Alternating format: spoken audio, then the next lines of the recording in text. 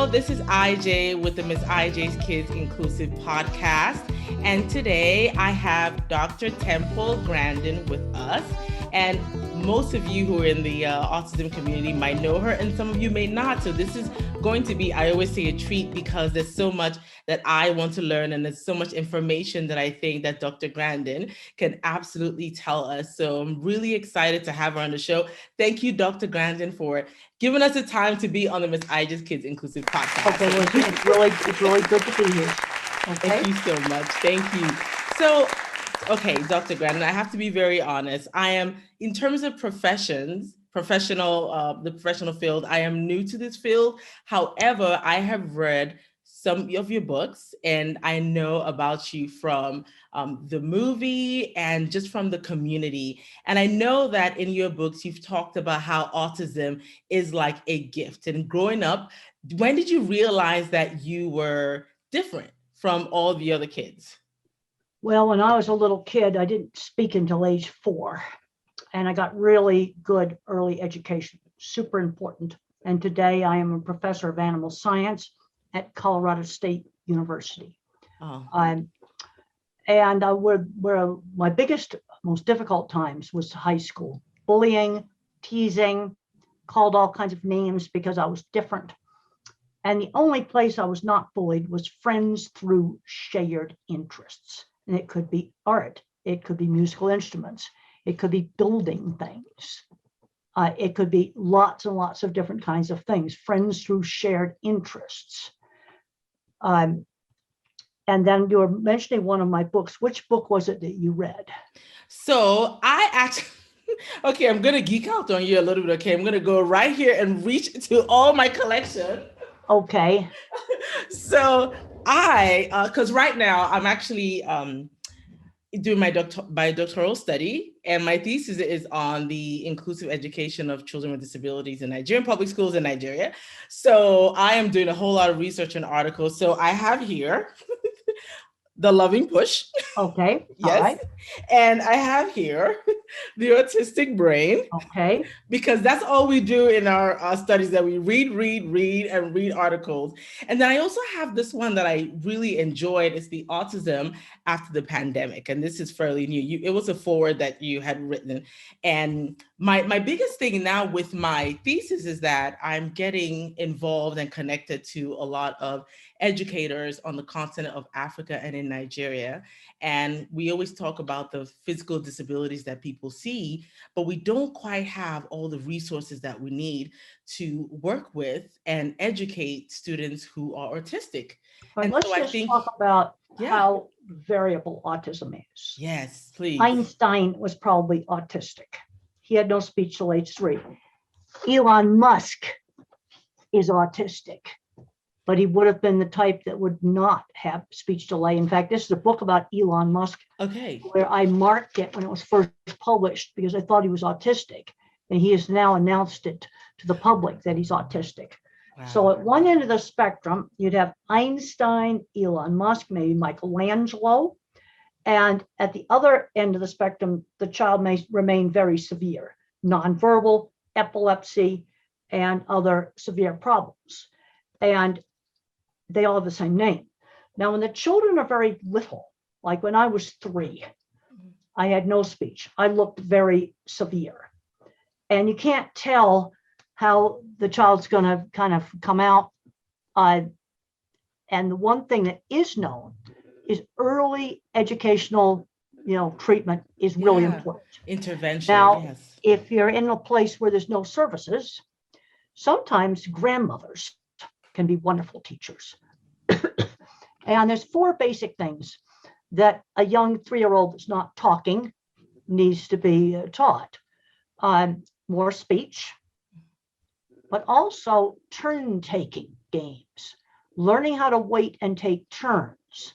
And some teachers really have the ability to work with these little kids. They just know just how to kind of get them to interact. Mm-hmm. So more speech, turn taking, and then basic skills, things like dressing, washing their hands. And a good teacher will make therapy fun. And that good teacher for a very young child, like a 3-year-old, could be a grandmother in the community, because the worst thing you can do with a 3-year-old that is not talking is to just do nothing and let them just zone out on electronics and phones. That's what you should not do. Now, here are some tips. Slow down when you talk to these kids. If you talk fast, it may sound like blah, blah, blah, blah, blah. So slow down. You also have to give the child time to respond. Their processing is like a smartphone with only 1 bar of service. It takes time for that phone to bring the web page up. Right. That's the way some of these kids' brains are. Right. And so lots of working on them when they're little, really, really important. Another thing you need to do is rule out deafness, make sure they're not deaf, and make sure they don't have a physical abnormality in the throat or the mouth. And then you need to get started working on them. You don't need to wait for a diagnosis. The worst thing you can do with a 3-year-old that's not talking is nothing. That's the worst thing you can do. Okay, so I like what you're saying about incorporating the grandma, the parents. So when we think about certain nations in Africa, for instance, they don't have access to medical diagnosis. Oh, I know what you're that. saying is so relevant to families because a lot of times, because they don't know what to do or they don't know what those signs are, some of those children are left alone. Some of those children don't go to school. So what you're saying is absolutely so vital in our community. And I like the fact that in your books and in the movie, you talk about how you learn visually, like with pictures. And yes, and I have got a lot of free information on my website, templegrandin.com. You have permission to translate that into the Nigerian language. Anything that's on that webpage, you can translate it. There's a lot of tips. Now, when children get older, then they kind of split into fully verbal, partially verbal, nonverbal, and really, more severe. And let's say on fully verbal end of the spectrum, you need to develop strengths. These students tend to be good at one thing and bad at something else. For me, it was art. For another child, it might be mathematics or music. Take the thing they're good at and build on it so they can turn it into a profession. That's one of the things that you want to do. I like that. Build on the strengths. And in my book, The Autistic Brain, the second half of that book talks about the different ways that people think. And there's scientific research that shows that is true. So you have the art mind who thinks in pictures. And if you saw the HBO movie, that shows how I think in pictures. So my kind of mind, the object visualizer, is often good at art, photography, working with animals, and mechanics. They could be the person who could fix every motorcycle, no matter what kind of motorcycle it was. Then another type is your mathematician mind. They think in patterns. They'll be very good at computer programming, chemistry, physics, also oftentimes music, because music and math often go together. And that's the child that you need to move them ahead and get them harder math books. And then you have another kind, they're word thinker, and they often love sports statistics. Everything about soccer they'll know, or their favorite movies, all the statistics about them. And some of those people, when they grow up, are really good at specialized retail. They'd work in the phone store, and there might be 20 different kinds of phones, and they'll try to sell you the phone that's right for you, and because they know the features of every single phone. And the mistake a lot of salespeople make is try to sell you all the most expensive ones. A really good salesman will sell you the one that you need. And people appreciate that. They could be the best person on selling phones. And then the visual thinker would be good at fixing phones. I'm trying to think of things that they could do as occupations. That's so When you say that, I think of a lot of children in Africa, in many nations in Africa, who don't have the opportunity to go to school. And I know that you are a huge promoter, supporter, advocate of vocational training. Yes, And the I am. good thing about many parts of Africa is that we are very good at using our hands. You know, Yeah, when we can't get employment, we use our hands. How important is this? Just not just to oh, Africans, but to I think everybody, I all think it's schools. very important. And one of the mistakes that's been made in many countries is Mhm. taking all the hands-on classes out. When I was in school in the 50s, I had art, sewing, and woodworking. Yeah. You know, now there's many elementary school kids in many countries that are not learning those things. And that is bad. They're growing up without using tools. Now, I've only been to one country in Africa, Mhm. but I've been to other places where there are lots of little shops. Let's Yes. say there's a little shop that fixes motorcycles. Well, that 8-year-old can go down there and start learning how to fix motorcycles. Yeah. And that is something that he can turn into a career. Mhm. And people value that skill. Yeah. They want to have their motorcycles fixed, Yeah. or something breaks on their solar panels or some other thing. And that kid can fix it. And that's a skill that other people need, and they will pay for that. Yeah. Yeah. No, that's true. That's the good thing I will say about many parts of Africa is that when people may not have the opportunity to go, to be a lawyer, a doctor, by default we get into trade. But I wish that there were other ways that we could really amplify that for students with special needs, children who are autistic, and really make it such a stable and like I don't know, I would say package it, but put it together to One of the where. one of Mhm. the problems in some of the developed countries Yeah. is they've taken these classes out. They sort of look at it as something lesser, which That's is true. wrong, because we're I actually agree. losing skills on making specialized equipment, including top of the line electronic chip making equipment. I agree. I've been looking into these things. There's a lot of skilled trades to make some of that equipment. People do not realize that. I call it the clever engineering department, mechanically intricate, clever equipment. I have spent 25 years in construction, developing cattle handling systems, working with machinery designers. And I'm going to estimate that about 20% of the people I worked with were either autistic, dyslexic, or ADHD, undiagnosed. And they're now my age. I'm in my 70s now, and they are not getting replaced. It is really serious, It not is. getting replaced. Yeah, And we need these skills. we do.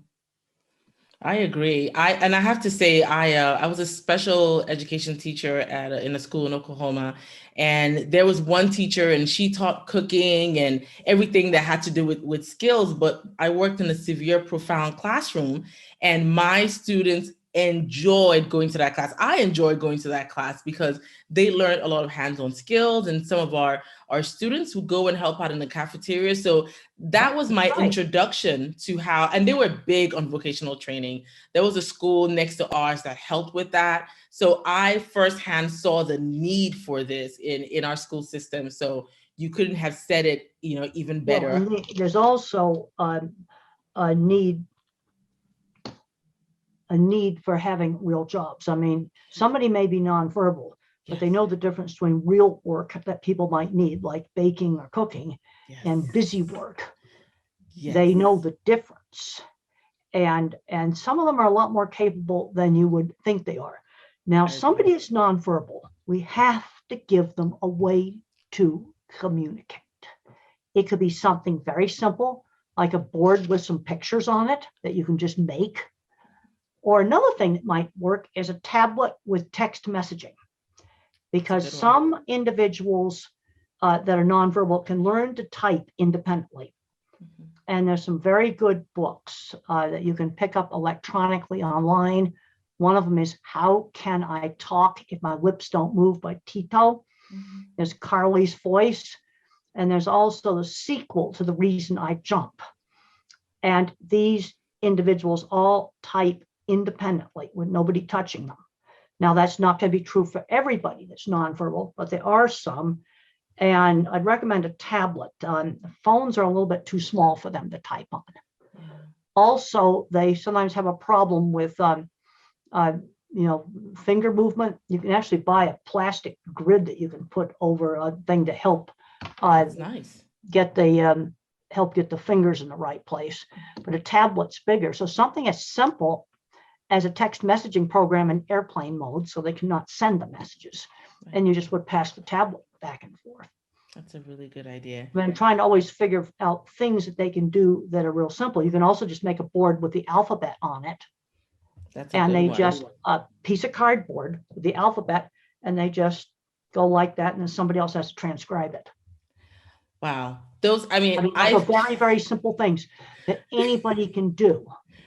And that would really work with a lot of our viewers back in Nigeria. I wanted to go back a little bit to your childhood, because reading your books and watching the movie, I love not only the lady who played your mom, but she embodied so much, I feel, of the message you were trying to convey with your mom. And when I read the quote, when you say different, not less, I think about stigma.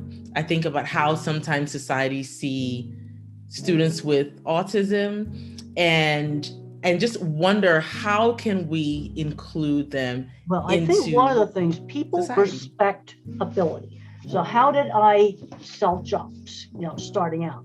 And I was really weird. So what I would do is I simply showed people my drawings. There's some of my drawings right Whoa. there. Yeah, there are some of my drawings. Wow. And when I showed people my drawings, they go, you did that? If somebody's very good at fixing motorcycles, gotta write that down. They're going to get respect for that. So the way I sold the jobs is I showed my drawings and then pictures of completed projects. I also wrote about them in our cattle magazines. Mm-hmm. That's another thing that I did. I learned to sell the work.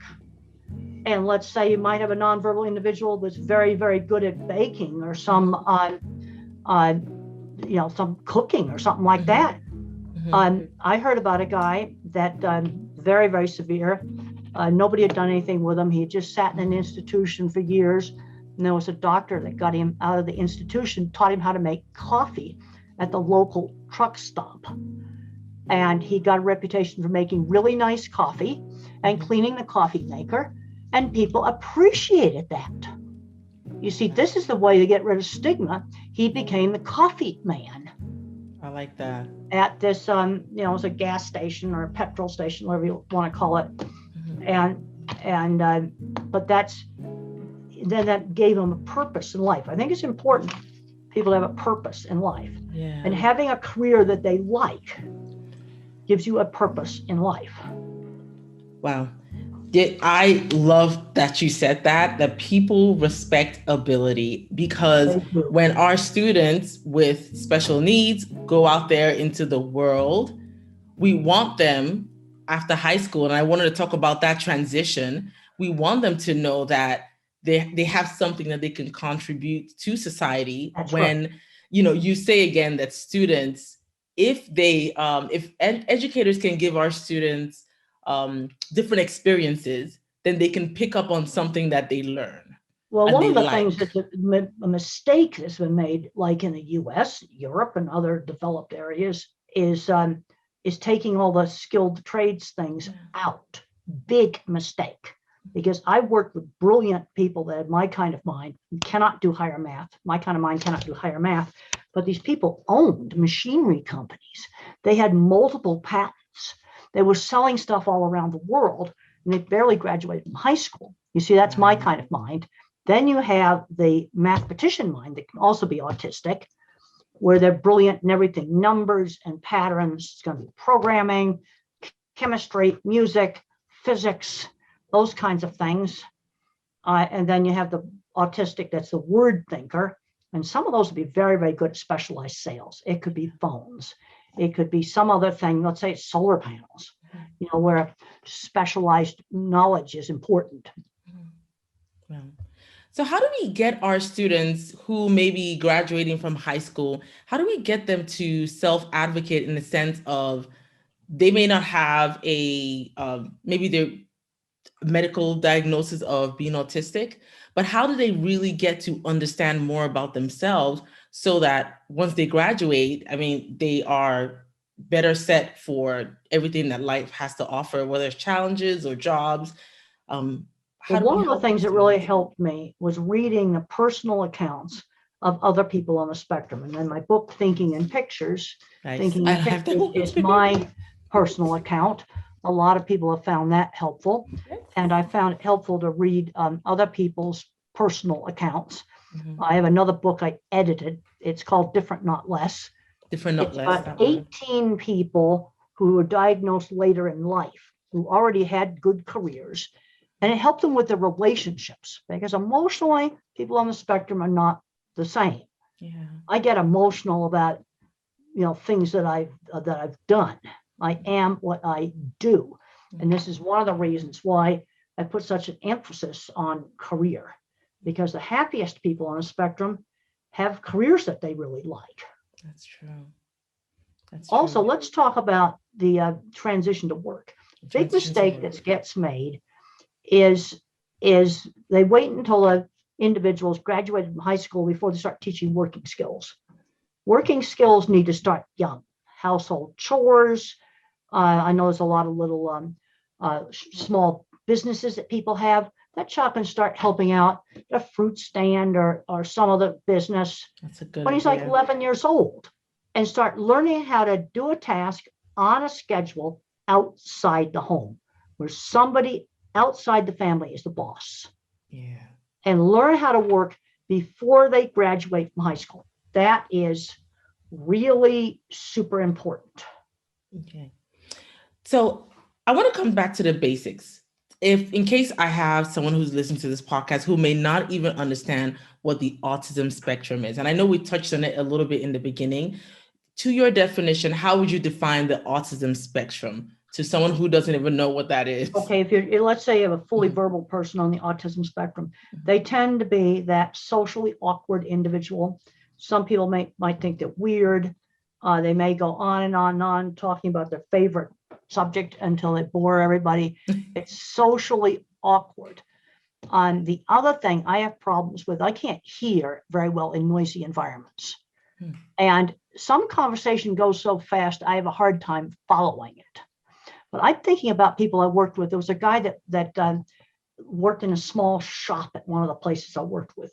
I'm almost positive he was on the spectrum. He was the resident electrical genius for this big plant. He could fix anything electrical. I know he was on the spectrum. We loved talking to each other. That's just an example. See, my mind thinks in specific examples. Yeah. Where you're talking about how do we have a more inclusive environment, I'm thinking of specific examples Yeah. of successful jobs. And where a person that's different can often get into trouble at work is when the boss changes. They get a new boss that doesn't know how to work with them. Now, let me just give you some tips for working with minds that are different. Okay. I cannot remember long strings of verbal instruction. I have to write it down with a checklist of steps. I do not remember. Okay. And I heard about a man who lost a job building fencing, got a new boss, and the boss is going, I want you to build this, and he did it wrong. Wow. If he had just been allowed to write down what they wanted built that day and where they wanted it built, he wouldn't have lost the job. Changing bosses, that can often be a problem for somebody on the spectrum that just assumes this person processes information the same way. Same. Also multitasking.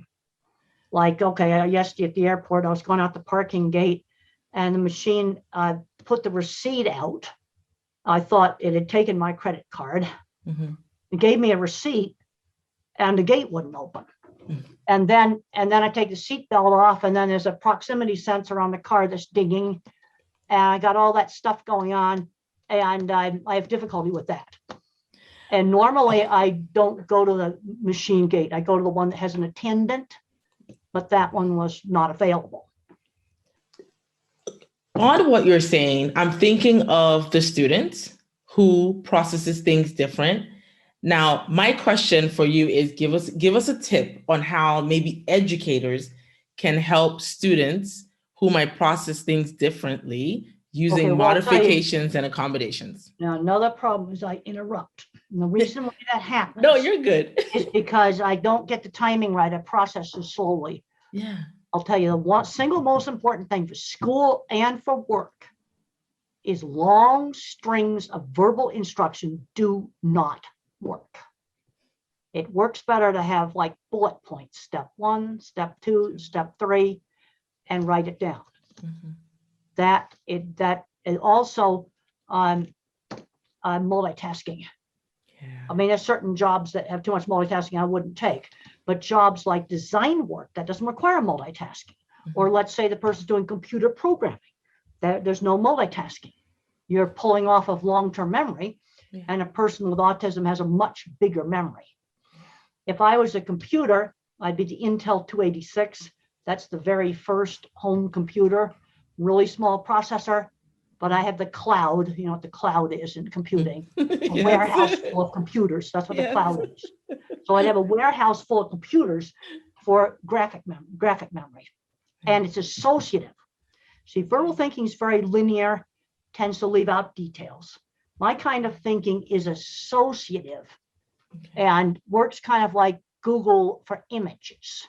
And if you want to see how my mind works, give me a keyword and give me a really creative keyword. And I'll tell you how my mind pulls up information. So give me a keyword, pretend I'm Google for images, and make it something interesting, not house or car or something like that. Right. Okay. Do you want me to give you a keyword now? Keyword. Yeah. Switch. Switch. Okay. Well, I'm seeing a light switch is in my kitchen. I'm seeing different light switches right now. It's now I'm seeing a switch on a railroad track for switching tracks. Wow. You see, that's a form of switch too. Yeah. So now I'm seeing a big cargo train in Texas. I was just there about 2 days ago. Gigantic cargo train full of shipping containers. Wow. And okay, so that's how I got from light switch to rail switch to a gigantic train full of shipping containers. Okay, now I'm in the shipping container file. Now I'm seeing a news item where people were climbing on those trains, opening containers and stealing stuff out of them, which was a real problem. But you see, it's associative. It's associative, yeah. But there is a logic to the associations. It has its own logic. Now, when I'm doing design work, I can kind of sit there in the conference room like a computer and I can keep my associations right on task. Let's say we're talking about designs for cattle handling facilities. And I can say, well, this particular place, we did this and that did not work. So I don't recommend that. Oh, wow, I thought that was fascinating. Yeah, but you see, it's associative. Yeah. And it's not linear, but there is a logic to the associations. So I wanted to talk a little bit about your thesis. Like I said, I am in my doc program, so I look to a lot of people who've gone through the journey. How did you and why did you decide to further your education? Because your thesis topic was on the effects of varying environmental achievement on behavior and neurodevelopment in young pigs. Excuse me. Why did I do that? Yeah, why did you do that? I've always been interested in the brain, and you know, the economy goes up and down. And we were going into a 2-year slump in the economy. There were no projects to design. I figured I'd have 2 years to get the classes done.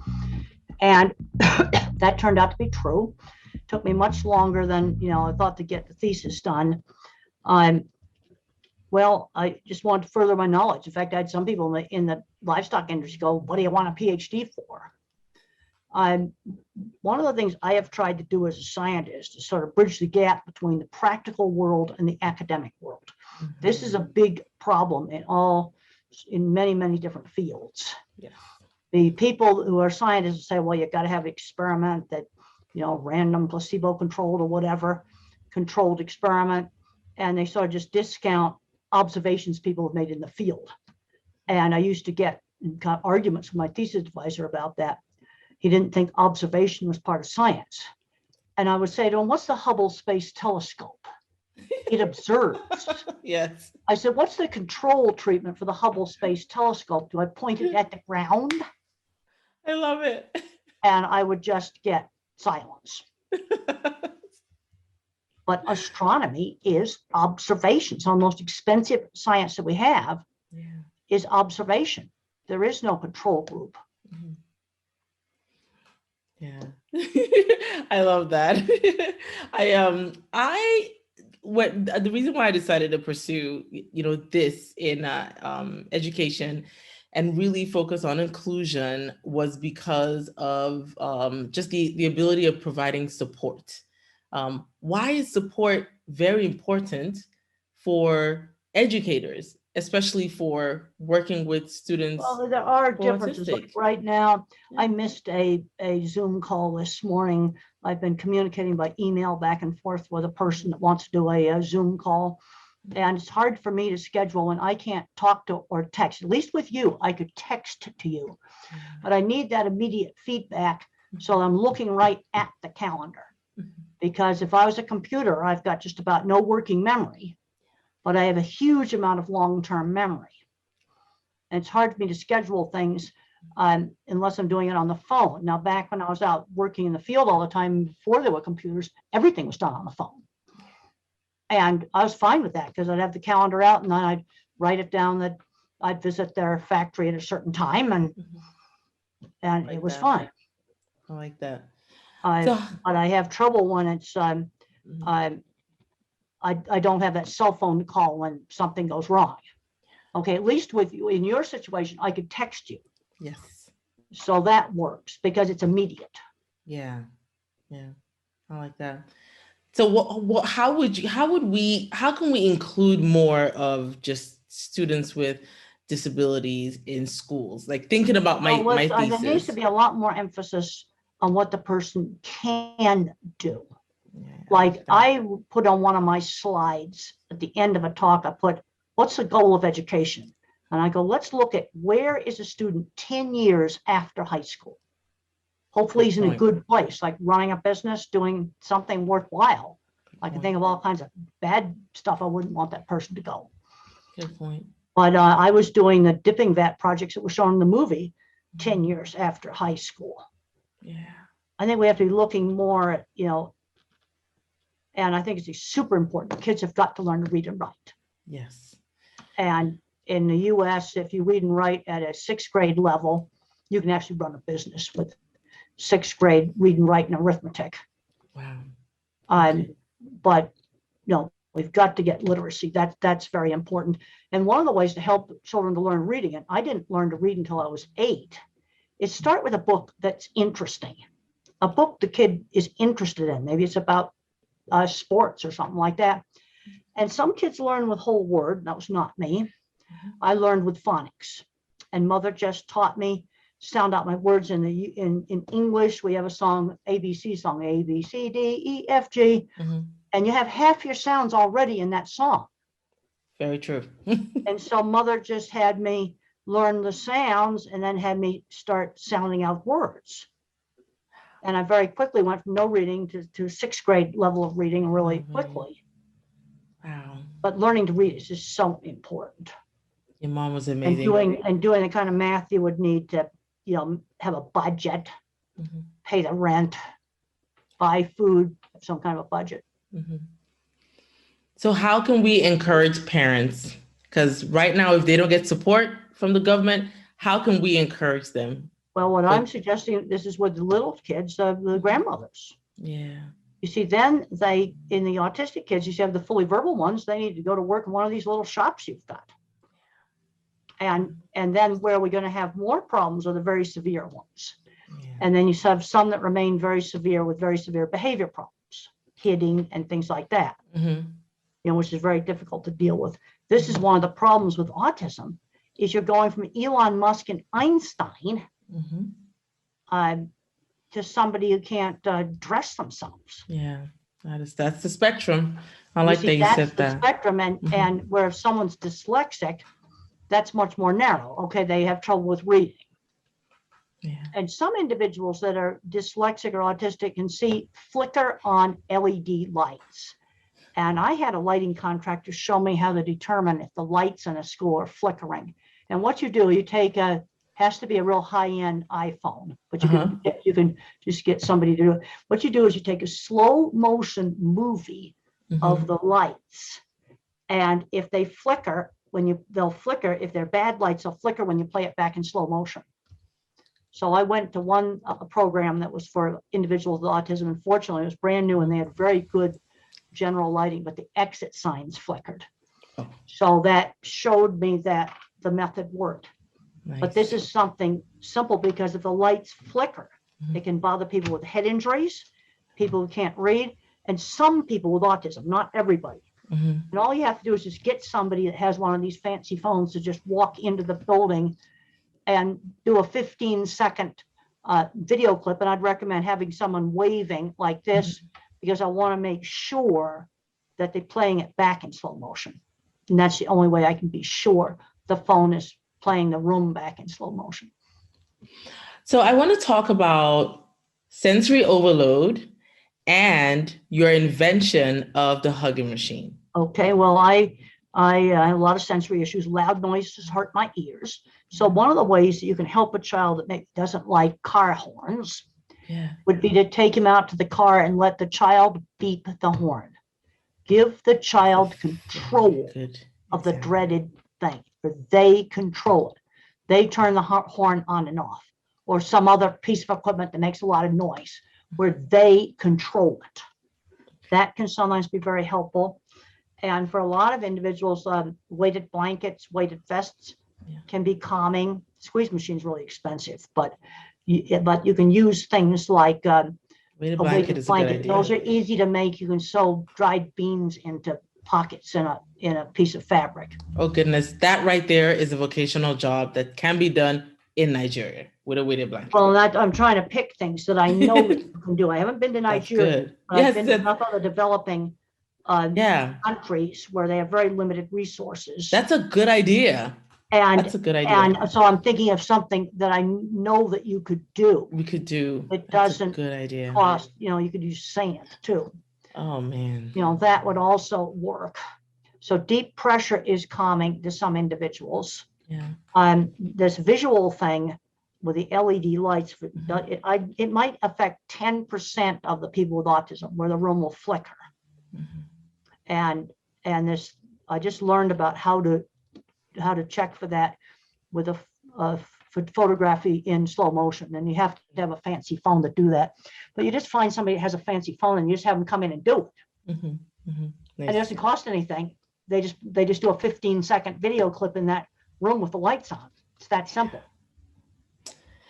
Oh, you are a wealth of information. There's no way that an hour podcast I can fit all the information that you are giving me. I'm trying to just give you stuff I appreciate that you can take home and use. Yes. Simple stuff. And share. The other thing is, some individuals, when they get overloaded, they'll need sensory breaks, where they just sensory breaks. Just go off and be quiet somewhere. Some people will need that. Yeah, that's good. That's good. I wanted to, and first of all, I just want to say thank you for coming on the show. I want to say thank you for sharing your knowledge. And I want to say thank you for even responding and saying yes to share this knowledge. And I hope that this is something maybe in the future that we could do more of. Thank you so much, Dr. Grandin. I really appreciate you just sharing your knowledge. And I don't know if there's any last words that you have for our listeners. Well, I want individuals to, get out and do everything that they can do. Yeah. And even somebody who's got very severe autism can often do simple jobs. They know the difference between real work and fake work. And sometimes they get angry because they're made to do fake work. Okay, let's talk about some of the reasons why a nonverbal individual might yell or hit. The first thing is, he might have a hidden painful medical problem. Maybe his stomach hurts. Maybe he has an ear infection, a tooth infection, urinary tract infection that they cannot tell you about when they're nonverbal. So you need to rule that out. Also, sensory overload. You're in the middle of a noisy place, the train comes up, and that would be sensory overload. You know, busy market, that can be an issue. And the other big thing is they have no way to communicate. Not being able to communicate is extremely frustrating. They've got to have some way to communicate. It can be a piece of cardboard with some pictures on it, but something to communicate basic needs. So it's a hidden, painful problem they cannot tell you about. And one of the most common is stomach acid. And there's common medications you can just buy in the store that treat that. It can be frustration because they cannot communicate, and sensory overload. Sensory overload. Those are your three main reasons. So if they yell and scream or hit in a noisy marketplace, that's probably sensory overload. Okay. Thank you so much. Those are just some very, very simple things you can do to kind of figure out what the problem is. But you might have an individual who's nonverbal is really good, and now he's bad. I would suspect he's got a painful problem that he cannot tell you about. He's constipated, his stomach hurts, his tooth hurts, his ear's infected, he's got sinus blockage. Something, you know, let's say he's grabbing around here. All of his sinus, he's pulling at his ears. They need antibiotics for an ear infection. See, again, these are simple things to fix. But the stomach issues is one of the biggest. They might be grabbing here or doing a lot of this kind of behavior because their stomach hurts. Well, then you give them some anti-acid medication that you can just buy in the store. See, that's something that's simple. Can be done. That's good. Thank you. Thank you so much. I've asked all my questions, and I'm really grateful. That's good. And it's been really, really good talking to you. Thank you so much. Thank you. Okay. Thank you. Wonderful to talk to you. You too, ma'am. I will. Thank you so much. Thank you. Bye. Thanks for listening to Miss IJ's Kids Inclusive Podcast this week. If you haven't subscribed yet, please do so on our website at www.ijpopoola.com. Or if you want to write to us about topics you would love to hear covered on the show, the email address is popoloijelma@gmail.com, one word. And if you'd like to follow us on our social media pages, it's at Miss IJ's Kids. I am IJ Popoola, and you've listened to Miss IJ's Kids Inclusive Podcast.